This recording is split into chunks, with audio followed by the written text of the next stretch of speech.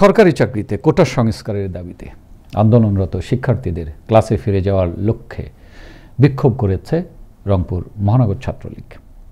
বৃহস্পতিবার বিকেলে মহানগর ছাত্রলীগের আয়োজনে বিক্ষোভটি নগরীর প্রধান প্রধান সড়ক প্রদক্ষিণ শেষে দলীয় কার্যালয়ে এসে শেষ হয়।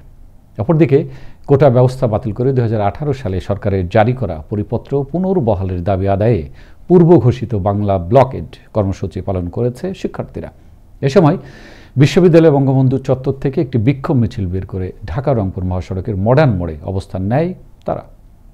আপনারা ঘরে ফিরে যান, আপনারা পরীক্ষা দেন, আপনারা শান্তিপূর্ণভাবে আপনাদের অবস্থান রাখেন। সরকার আপনাদের পক্ষে আছে। আমরা ছাত্র সমাজ, আমরা ছাত্রলীগ আপনাদের পক্ষে আছি। কিন্তু আপনারা অবশ্যই মাথায় রাখবেন, কোনো ধরনের কোনো অরাজকতা সৃষ্টি করা যাবে না।